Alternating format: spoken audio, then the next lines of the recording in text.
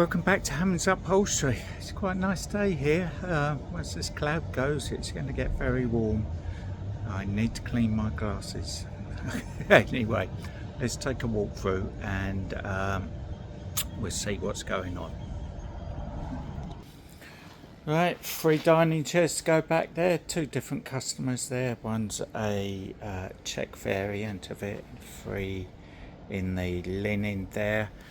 That's part of the Danish suite that I will be getting on with shortly. You'll see that in future videos. There's some seat pads down here. Another seat pad there. This is the Danish suite. We've got a pair of leather cushions to make, including frills. That's the leather there for them. But what we're on with next will be in this video. This video may be a little fragmented, I'll tell you why in a minute. And we've got the stool for it, so there you go. My next job is to get on with getting this ripped up today. Hopefully I'll get both items ripped up today, and that's my plan. And this is the reason why I say this video is going to be fragmented. I've got some more pads to do for the local gym. I need to get the pads done for the gym, but first off I'm going to get this sofa ripped up and the stool ripped up, so it's ready for upholstery. Tomorrow morning I'll start that. So today is mainly ripping up, because if I'm not ripping up this chair and stool, I'll be ripping up which way is it? That way. Those pads there for the gym. So yeah, hence it's going to be a bit fragmented, but there you go. This is what goes on here in the workshop. So let's get on and start ripping up the stool first.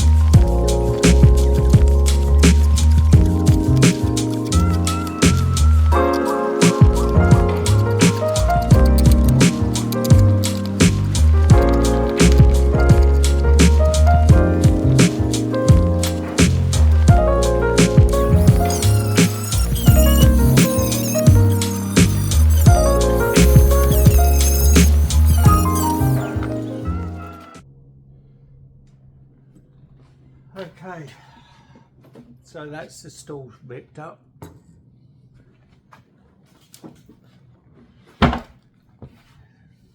Ready to go, cleaned up.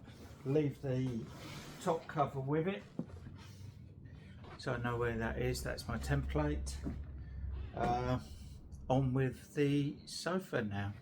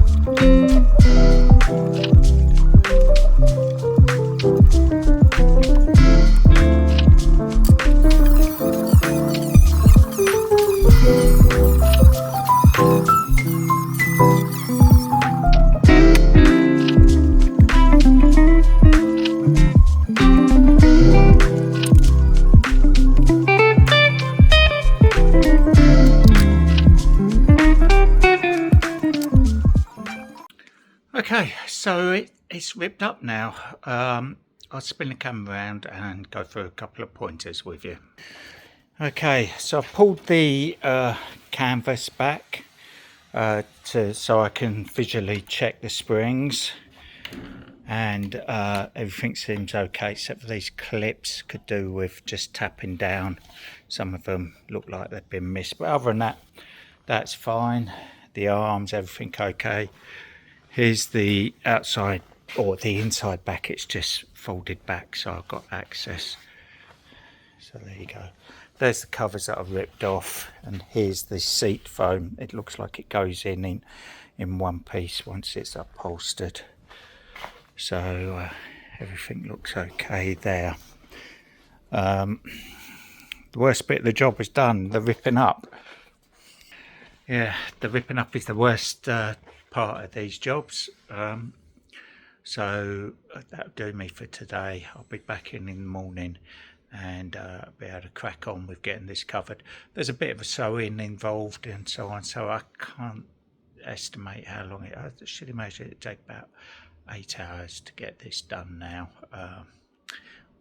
The facings are there with the legs, so the facings have got to be done as well. So other than that, it's a sound sofa, so worth reupholstering. So I'll see you in the morning and we'll see how we get on. Good morning, welcome back to Hammond's Upholstery. Like I said in the previous clip, back this morning. Let's crack on. I've got one arm on already, just need to get this one on. This sofa should be relatively quick job, so let's crack on. We're going to put a layer of Lux Bond over it, so just tuck that down, tuck it into place. Okay, where's my staple gun? Over here. So pull the Lux Bond over both edges. Here's my fabric. So, large piece of fabric, it's a large arm. We put a fly, or I put a fly along the bottom edge here, this fabric to tuck through,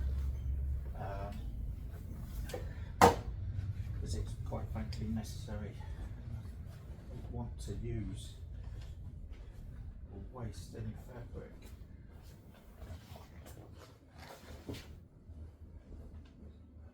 Lay it into position, making sure I've got enough to come around the front of the arm and go around the back. Let's adjust that a little bit.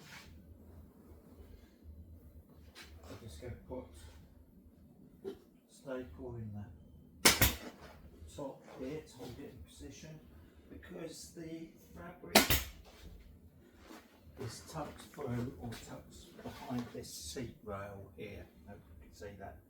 Everything goes through there and then it's pulled back and stapled on the underside of the rail. This fabric here, through here, is loose. It's just tucked through there because I can't put it off and staple it until the seat's in. So let's do the same with this side.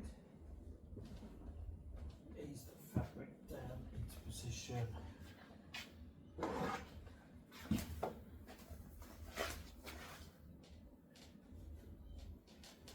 and get some tension into it.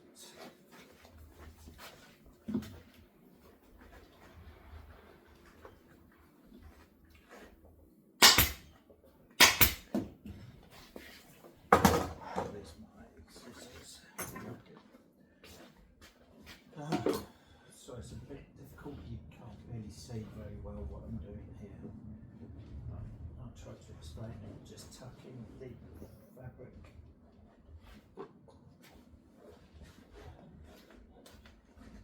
Again, trying to pull some tension in it, I can't get the tension in the bottom edge like I would probably do, because it's got to be left floating.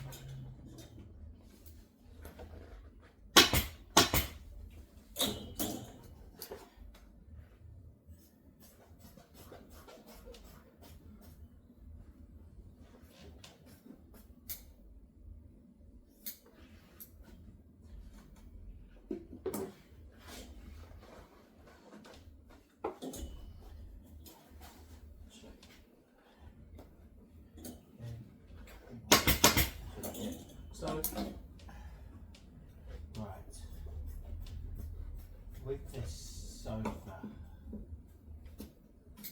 I've not seen one of these before from this particular manufacturer, so I've got to recreate what the manufacturer's done. Because anything I do to change that could change the finish on the sofa, and that could in turn mean the customer picks up on that and may not be happy with how I've altered their sofa. So it's far better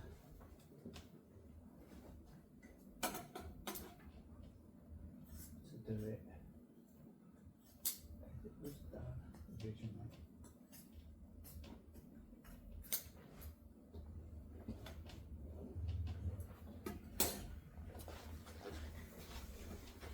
Right, I've got the fabric tucked through the back here.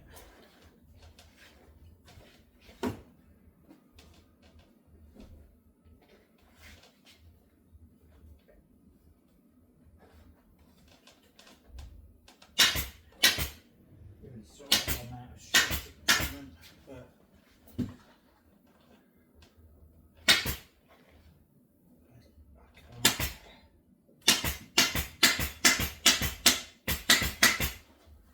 Waste all my time moving the camera around, because I never get anything done. I don't need to get this done. So I'll get this other arm done, then it's on with the back. This is the foam from the back, just lay that over. Everything else is fine on the back. The back springs, the large serpentine zigzag springs are fine.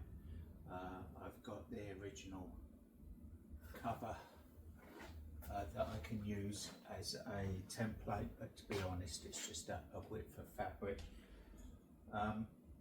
Now this is obviously wider than the roll of fabric, which will involve me having to either put joins on each end to keep the pile going in the same direction as the arms, or I turn the fabric on its side and what we call railroad it, which means then there's no join in it, which would look nicer, but the pile on the fabric is going in the wrong direction. It will be then going from left to right or right to left rather than up and down, and that can make a big difference with the colour variation. I'm going to take a piece of the remnant fabric, lay that on it and see what colour variation is, because to be honest with you, I think the pile's not so much of an issue as to having joins in the back. I'd much rather see it without the joins in it, I think, but I will cross that bridge when I get to it. If it's too much of a colour variation, then I don't have a choice. I'm going to have to put a join in it, or two joins. So I'll come back to you shortly and tell you what my decision is with that. Right, so inside back, I've laid a piece of salvage, and to be honest with you, the colour variation, you're not really going to see it. I'm more concerned about joins.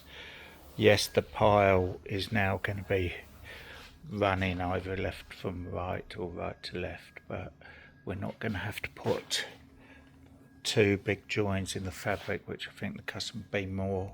So I'm going to do that. I'm going to railroad the fabric. I'll just show you what I mean by that to so you have a better understanding of that. The fabric comes to us on a roll, right? You get that, you understand that. The pile on the fabric, or the brush on it, there you go, camera brings that up, okay. So this particular fabric is brushed, the top of the fabric is here because you have the pile going down, so brushing out. So what we're going to do is railroad the fabric, so then instead of this edge here being the top is going to be this edge here, and therefore we've got plenty of fabric to put joins in it in this back. So that's my next job. I'll get that cut and we'll get this back on.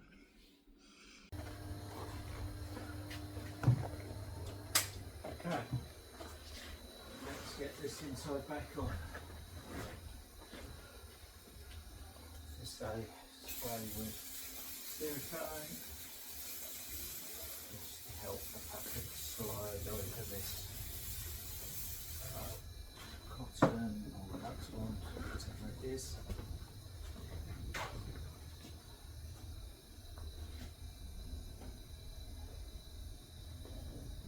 Mark the centre of my piece of fabric, which is plenty big enough to do what we need it to do.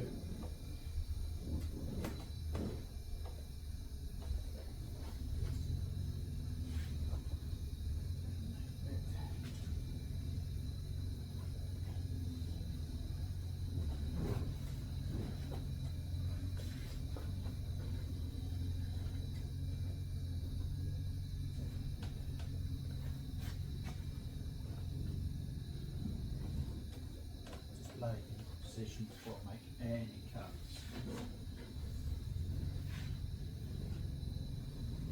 Okay. Going to go over the top. We don't need to pull the nuts out of this, because if I do that, we're going to change the style of the sofa. So lay the fabric on, put a bit of tension in it. So you don't want it completely loose. Start off fabric. Now the bottom of the back, best I can ascertain, gets got in the same place as the inside arms.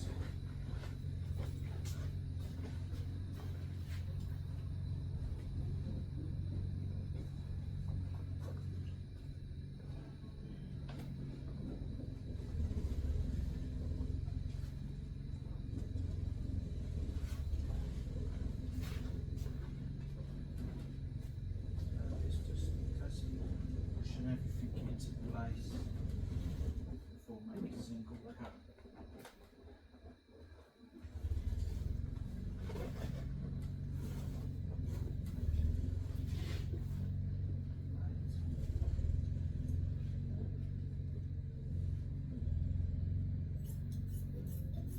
Centre to take it towards the centre of the rail and then feed out. Now, the bottom of this back, once again, like the arms, we cannot staple it off because the seat's not in. That's at the end. So the tension is going to be side to side on this until such time I can staple the bottom off.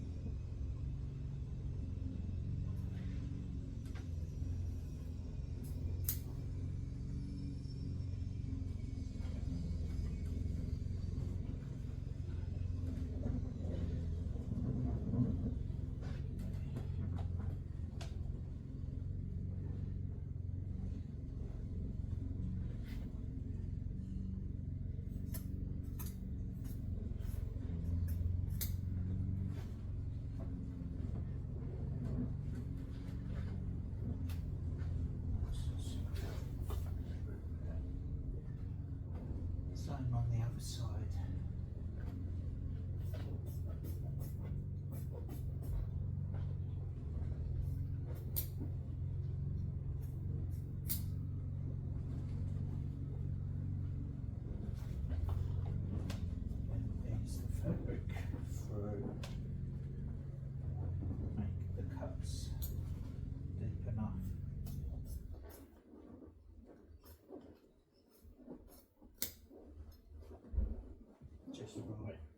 not too deep, just right. I'll try and put a couple of staples in the bottom just so I can get some tension. And that, I just put a couple of temporary staples in, I think, just so I can do this part. These staples will have to come out when the back or the side this is done.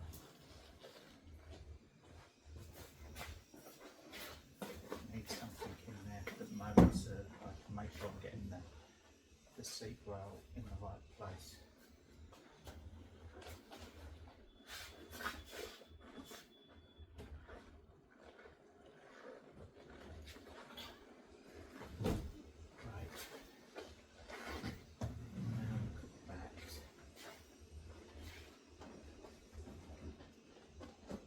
Tension goes back, pulling it diagonally, not straight up and over, pulling it this direction, not just straight over. I'm going at an angle.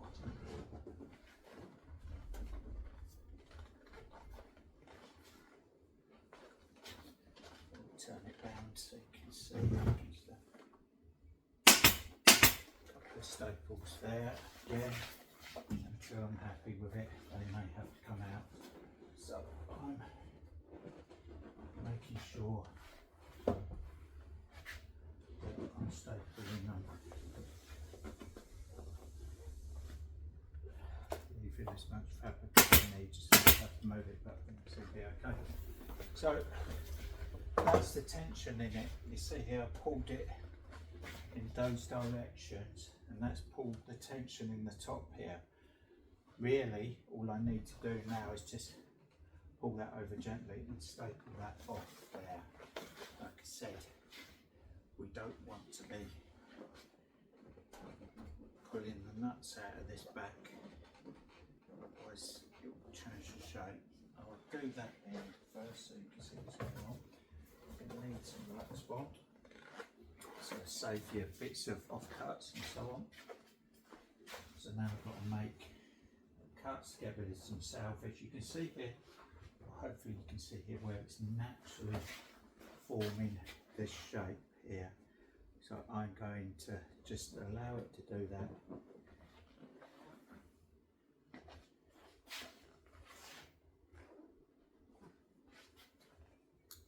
Make some cuts.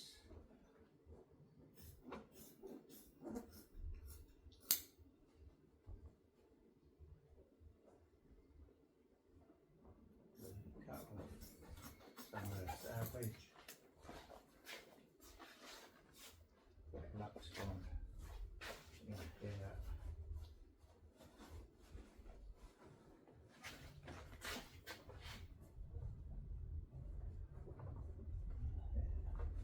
Roll the fabric under.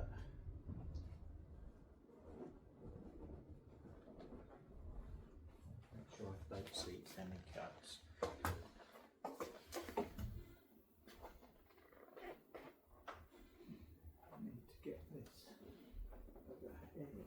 So I can't come too far this direction here because otherwise it's going to muck up the outside back.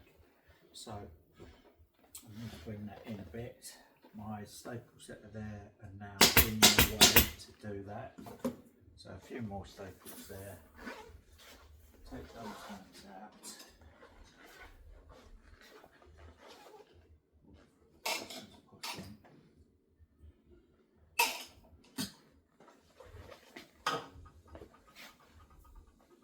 Fold the fabric under. I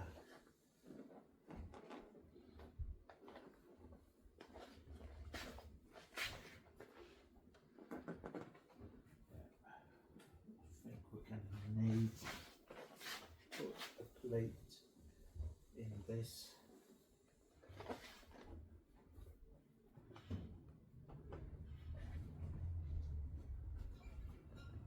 So again, I need to make sure my lux bond is tucked out of the way so we're not creating any more lumps and bumps than we can help. So effect finish. pleating here on that edge. So we've got this nice curve coming round here. Still got tension side to side. And I've got the pleat where I need it to be.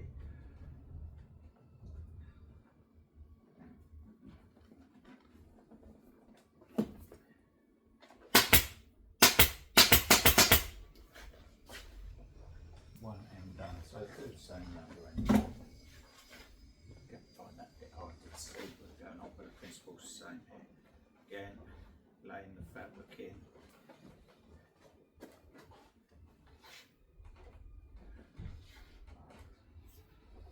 Make cuts around that blade there to cut off some salvage. This end.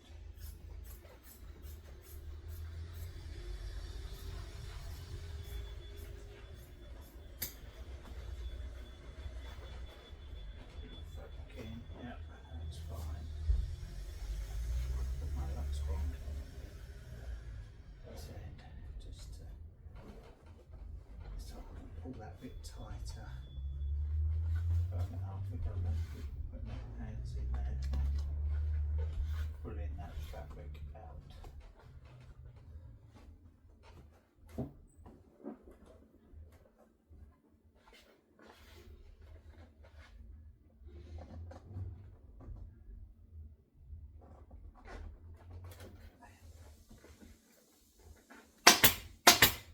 Staples in there.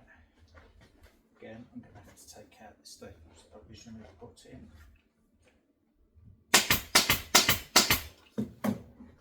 In the wrong place.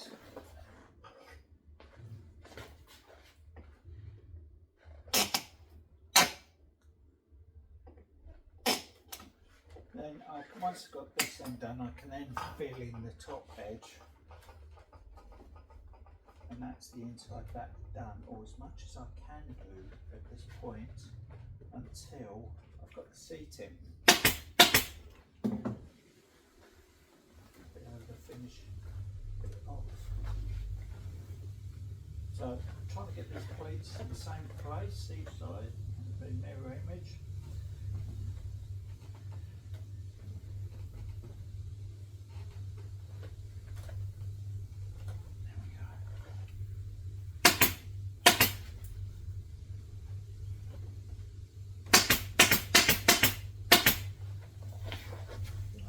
Just fill in between these two. So I'm not going to pull the nuts out of it, I'm just going to put bits of tension in it. Even right the way along.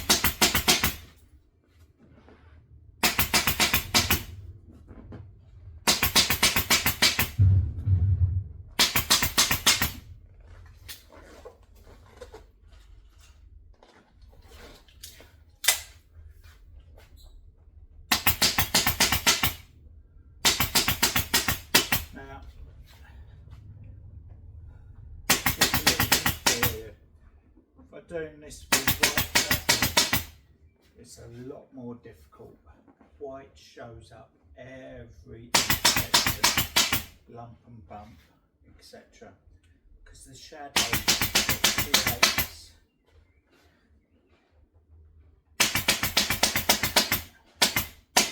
white fabric is horrible to work with. Not only because it marks very easy, but it's not very forgiving, and when you're doing recovering an old sofa, it's a lot harder because you'll have lumps and bumps in the foam that you wouldn't have in a brand new sofa.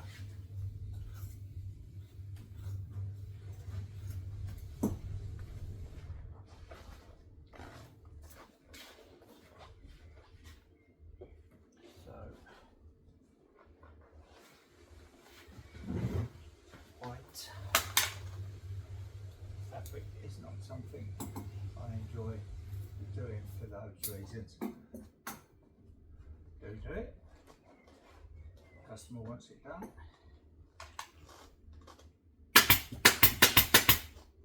You do try and explain to them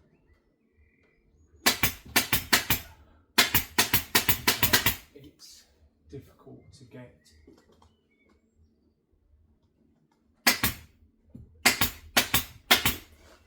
level finish at home sometimes. However, they might be. It's not necessarily about that. I'm not 100% happy with it. You suspect that the customer's not going to be. But anyway, white fabric. No, thank you. Having said that, I've got some pastels coming in very, very soon in white leather. I'm going from being in the dark blue, I believe it is, fabric to white leather. The customer's fully aware.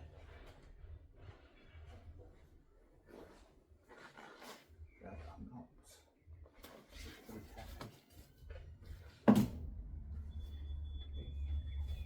White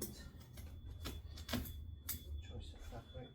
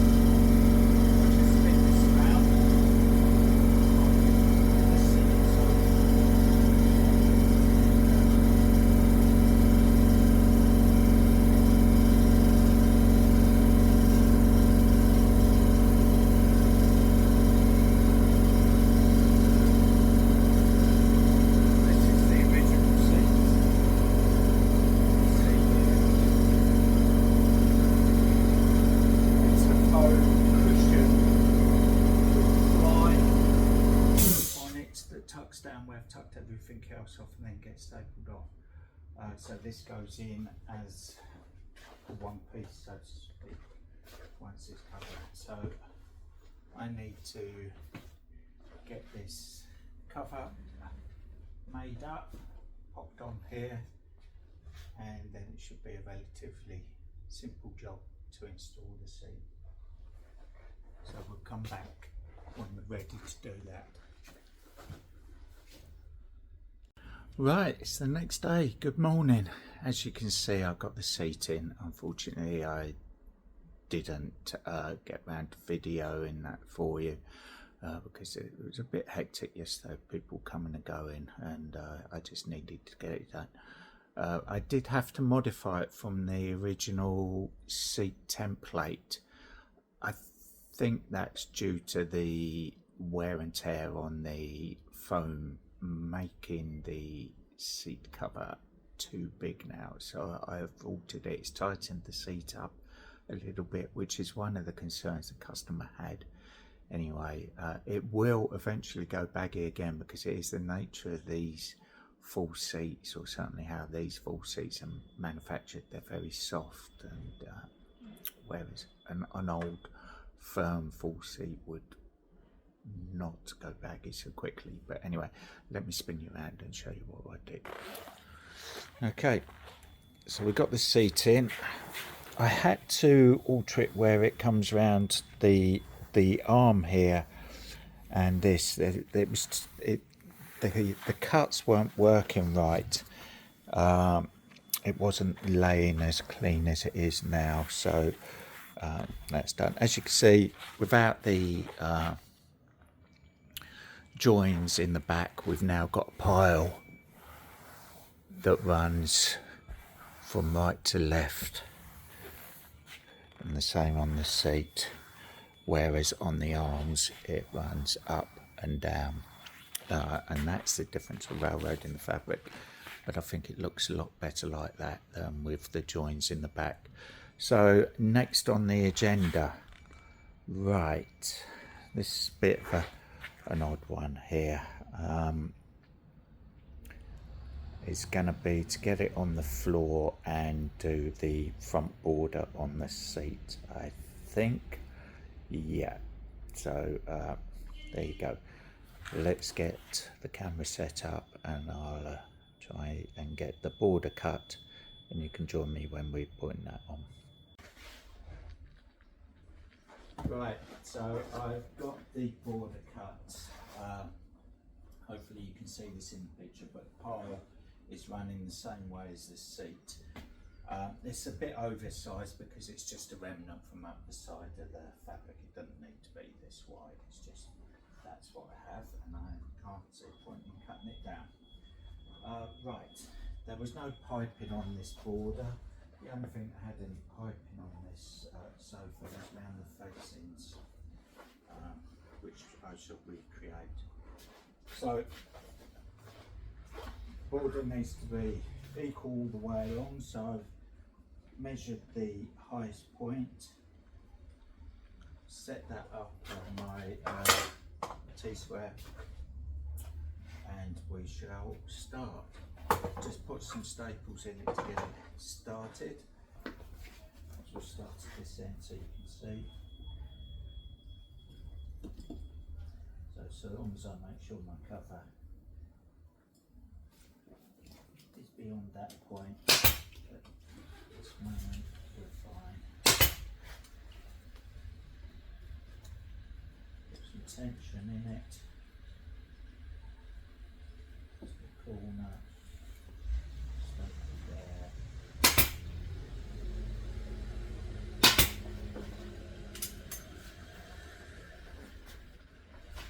Right to this end.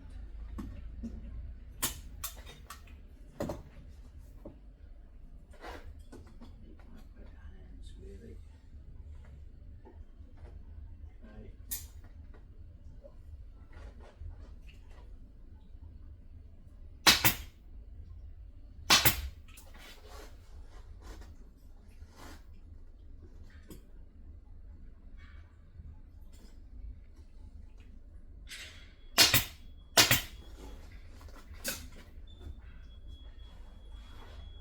Put some staples in along the front edge, making sure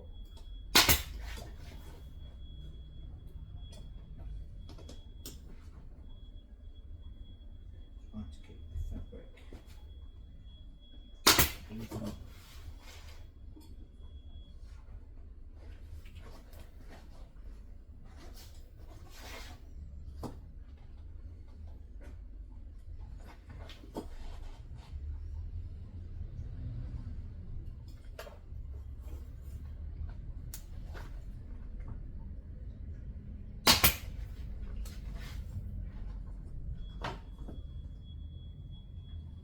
Not that I think this customer will have a ruler out and measure this, but it could happen, and more to the point, you don't need a ruler.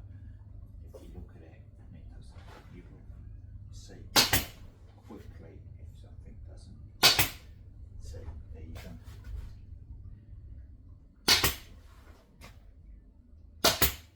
So these aren't the staples that I'm going to bring back tack into. These are just hold the fabric on, and they're going to get a cardboard back tacking strip. And this.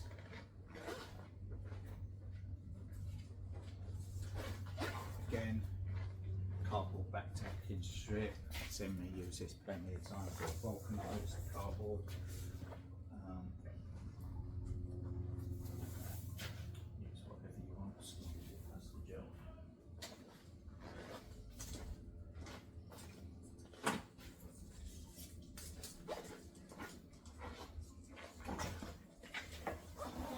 It's time to get critical.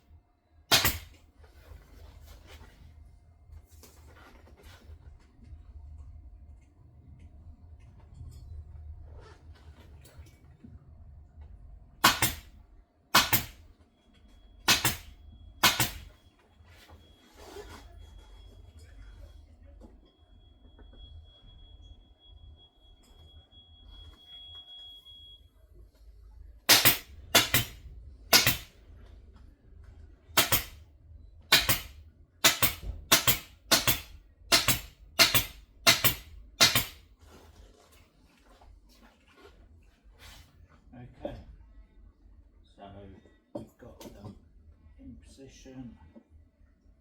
So it's just going along now and filling this in.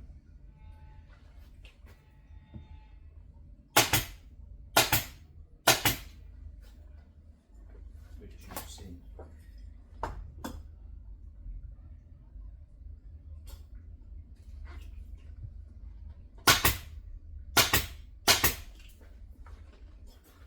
This border doesn't need a lot of stuff in it. When it's done, we're just going to use the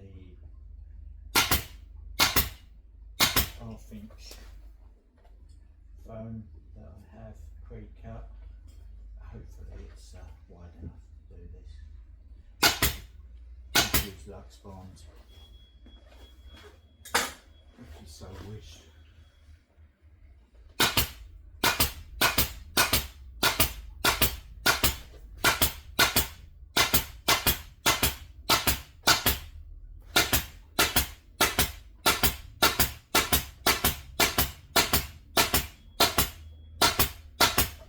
Let staples do the work, you don't need to push too hard.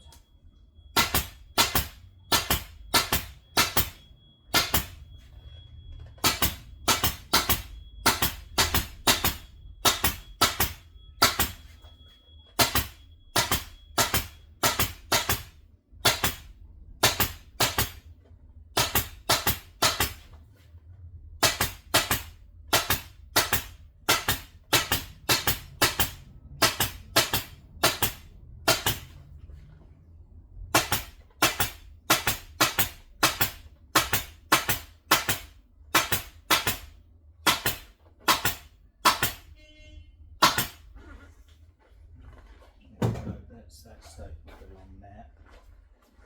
Just got a bit of thick.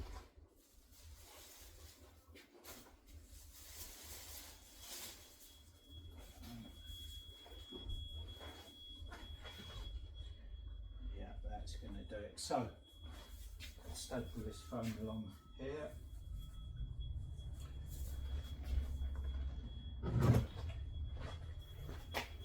Literally just does what's necessary.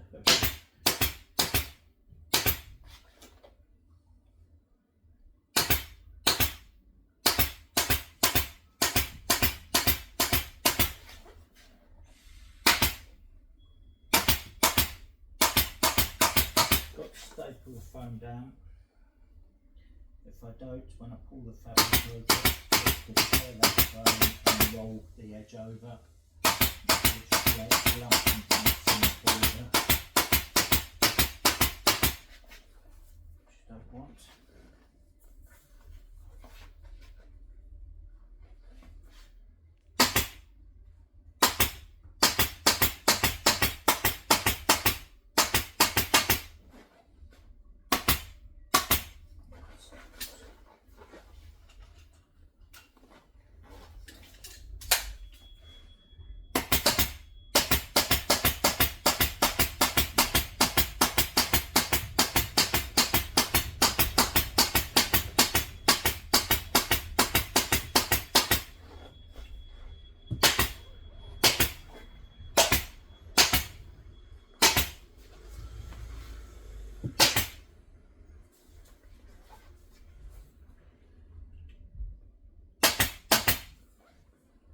So, the target today, or I need to get this done today.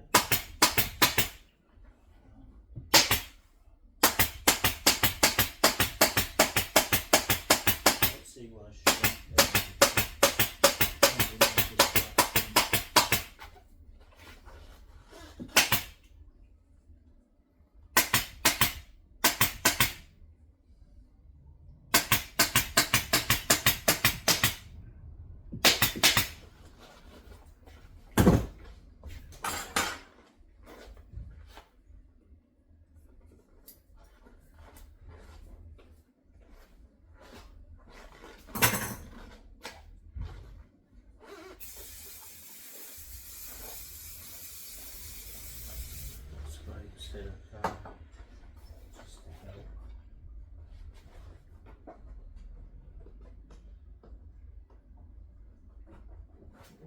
over.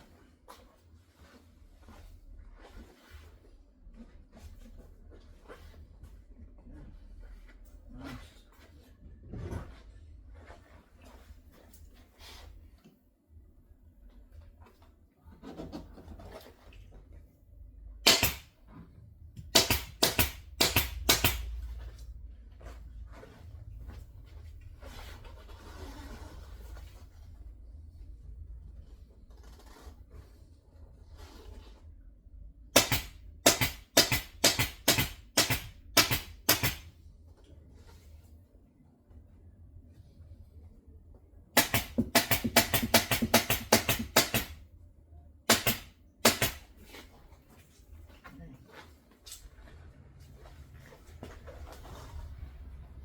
So simply put it underneath, separate it off from the rail that's there.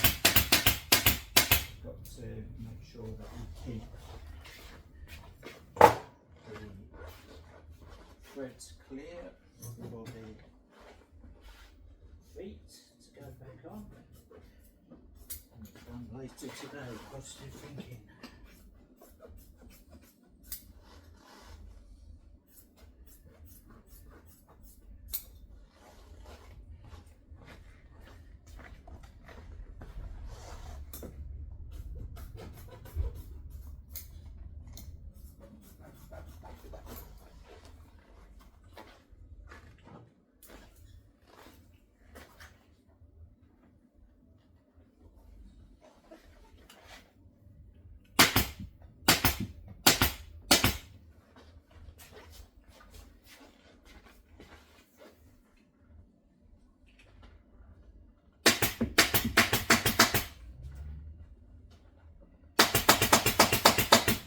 Nice one, front set there. I've got some more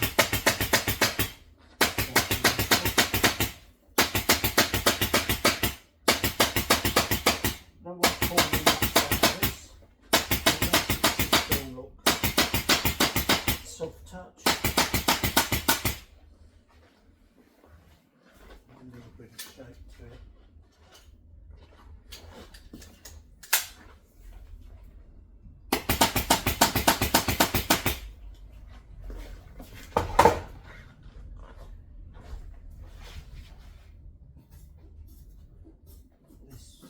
Fabric that cut off and make piping for the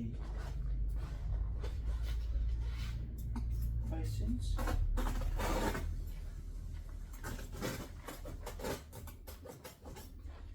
Dependent on how much fabric I got, because as I'm sure you all know that I like to cut the piping fabric on the bias because it lays better around shapes and as the facings are V shape, I've got the fabric to be able to cut it on the bias. I will do that. Okay. Brilliant. Right, next is the outside arms. Outside arms, two of them. Facings will be the last thing to go on. So outside arms, outside back. Again, with the outside back, if I've got the fabric, I'm going to railroad it again, so there's no joints in it. But if I get tight on fabric, because it's the outside back and it going up against the wall, I can put a couple of joints in that. So let's get this over. Trestle underneath it.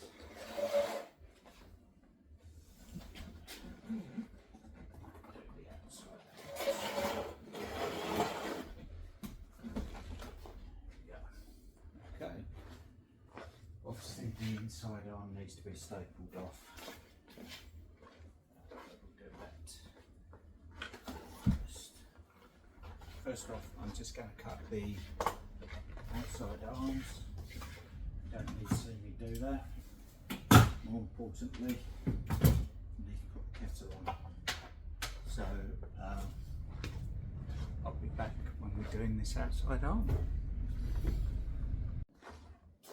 Okay, so I've got the outside arms cut.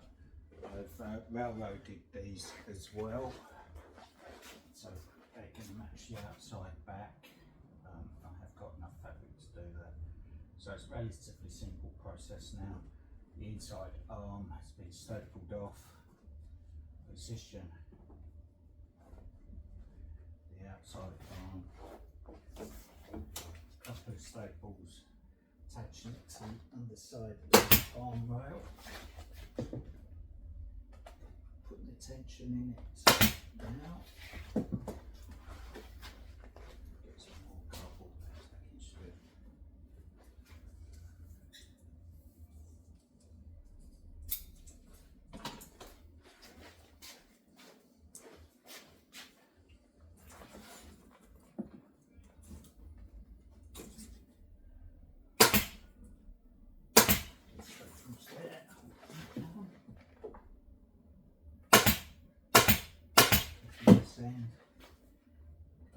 Salvage, and then it's basically the same as what I did with the front border. I staple it along that edge, and that gives me a nice edge for the fabric. A bit more awkward, not quite direct line, but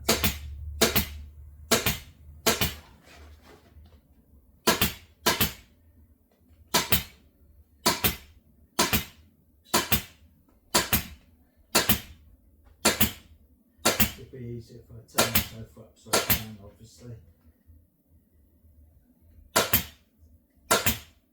But versus turning the sofa upside down on your own, it's a bit more awkward than doing that. So, now with this, we've got to make a cut here so that this piece of fabric can go around the facing. Then the facing slides down there and covers it. So I'll just get this fabric pulled down in the centre. Oh, and the staples.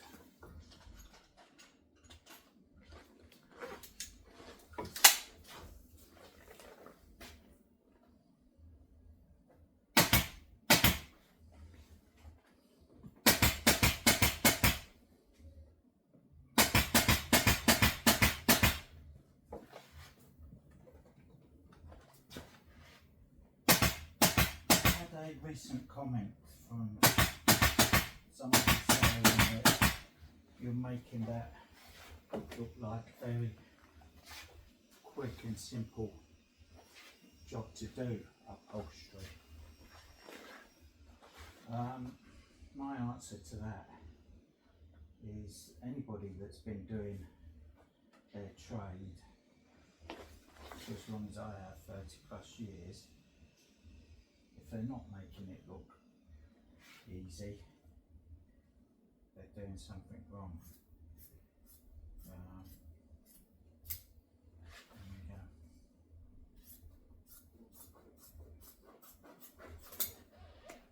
Yes, I get what they're saying.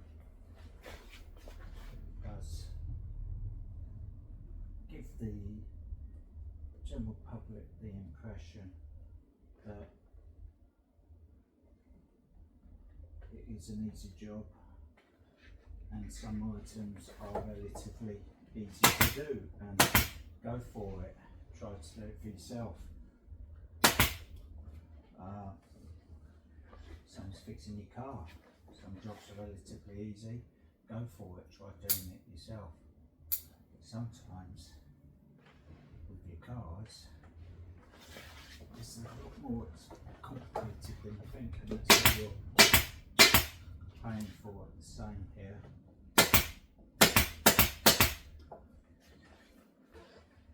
You're paying for my skill, not just my time.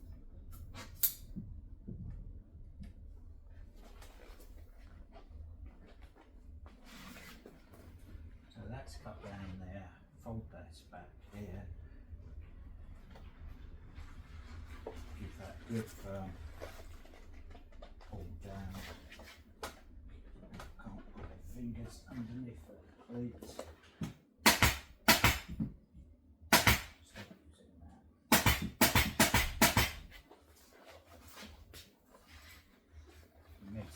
salvage off the bottom, because we don't want it getting in the way of any lentil fixings.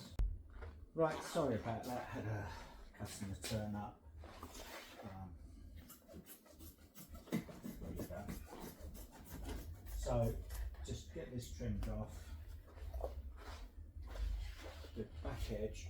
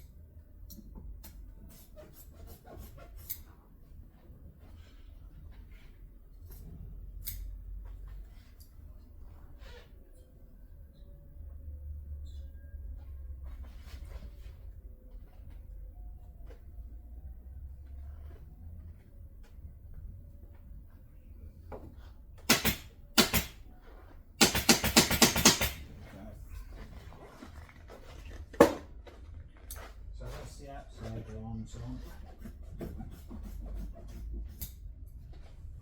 Get the outside back on.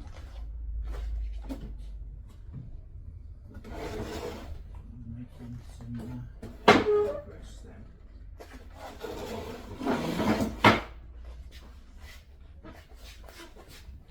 So I need to put some blankets down before I roll that over onto the spacing.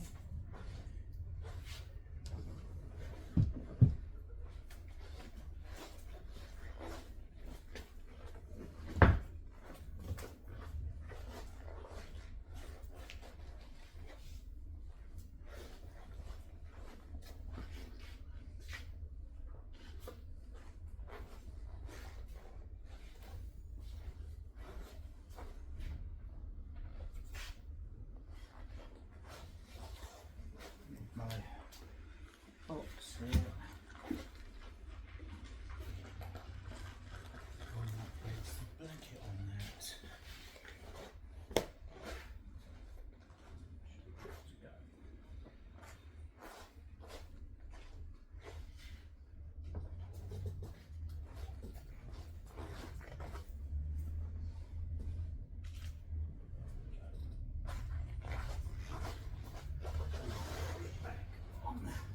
Blanket so I can get handed right. Outside back. I'm going to railroad the outside back fabric, so I'll get that cut and be back very shortly. So that's the outside back cut. Mark the centre of the fabric, centre of the frame. Let's get a couple of staples in there.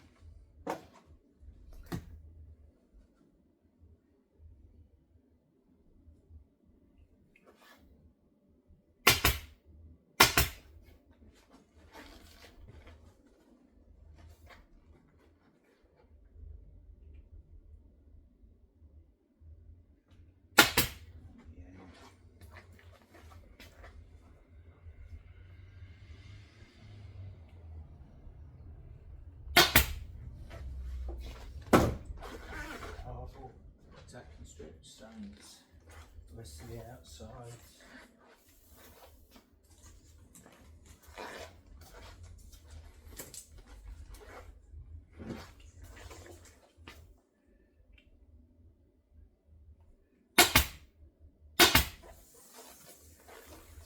I'm using the frame as my guide to keep everything in line.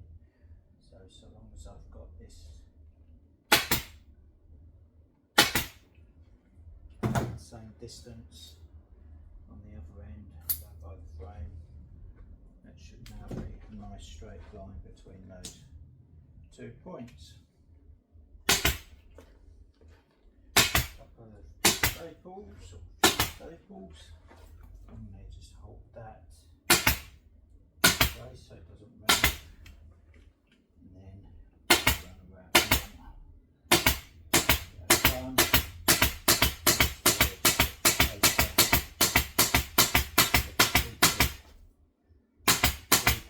1 inch.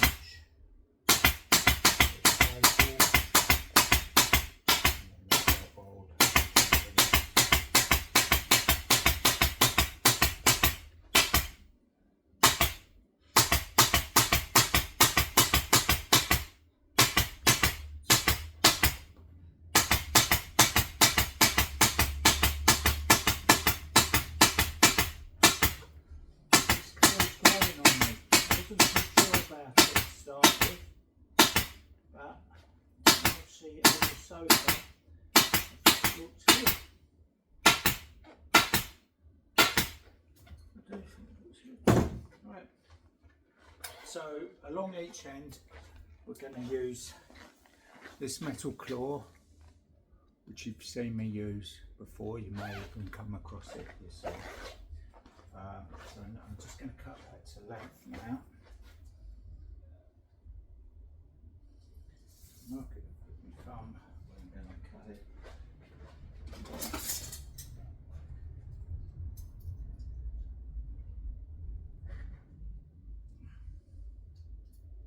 Good squeeze with my walnut pliers, just to accentuate the mark that's on there. And there you go, simple as that.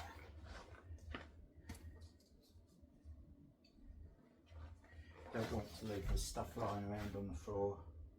If you stand on that, you're going to ruin it.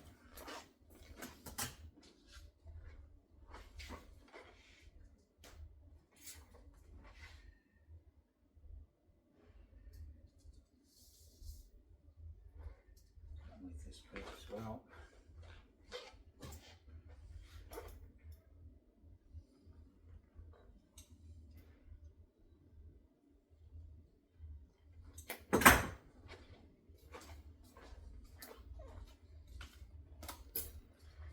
Can really use those, but it's nothing wrong with the bits I've broken off.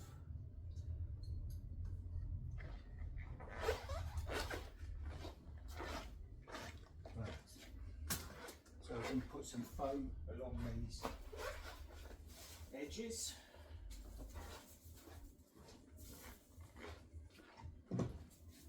There's no canvas or anything on this outside back on this joint.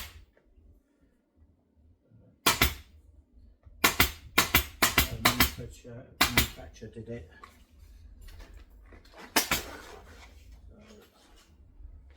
So packed it in that foam along it, so we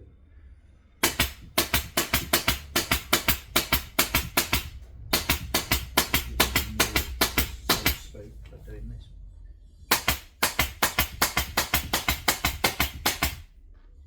Yes, it's going. It's probably never going to be clean. It's got to go into the customer's property, and I don't know, they might do it.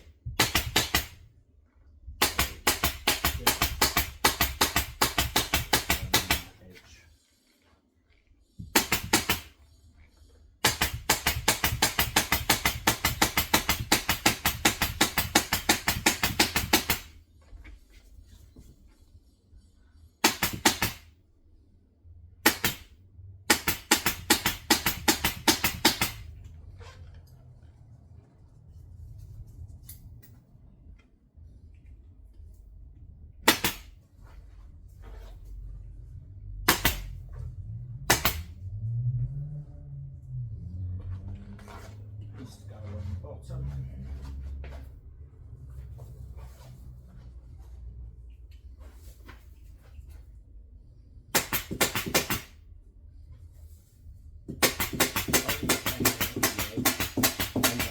The edge, sorry.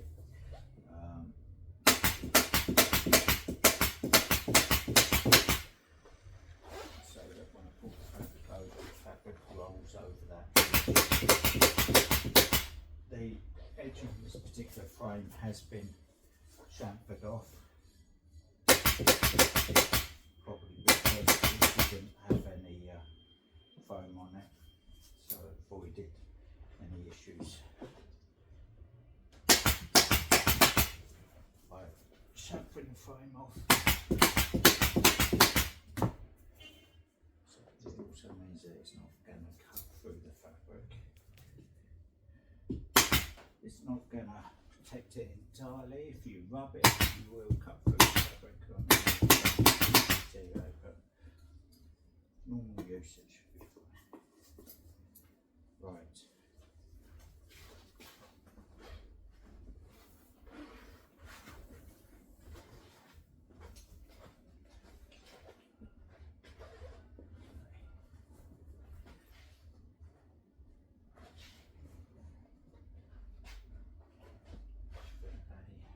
Hole in the centre.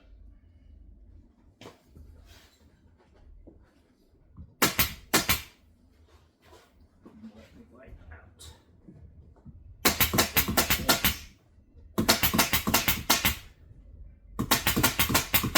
Not right to the end because we've got to put that on.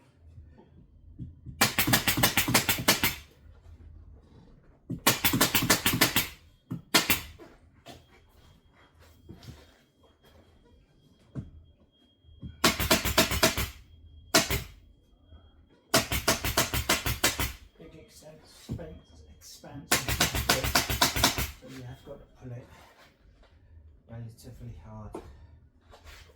Get that work. Go. And pull it not straight as I'd like to. A bit short of the fabric that end, but there's enough for me to get me back taking shape on it. So we will put back taking first.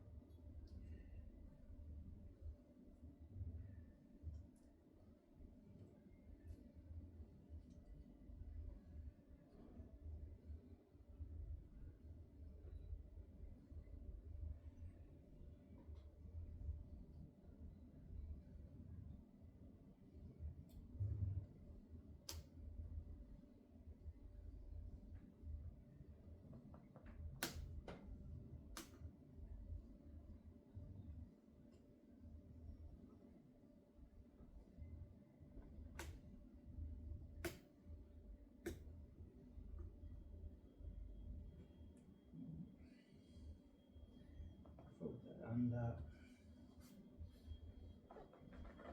make sure we covering the foam.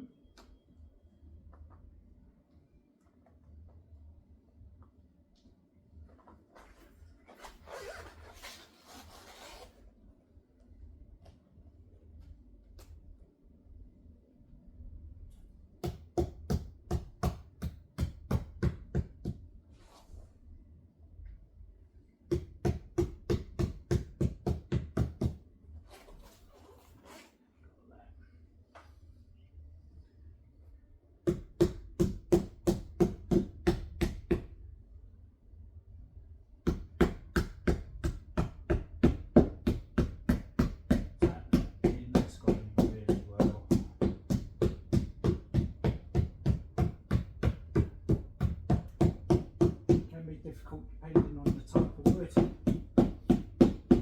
This is a relatively soft wood along this edge, or I've used on this point in foam, or it's a fast grown hardwood, so either way that's gone in nicely.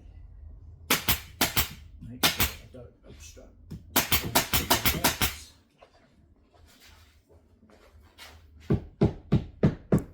Hello, this is me from the future. I've lost part of the video, so unfortunately this one's going to end here, and I haven't got a picture to show you of the finished item, but I'm sure you can get the gist of it.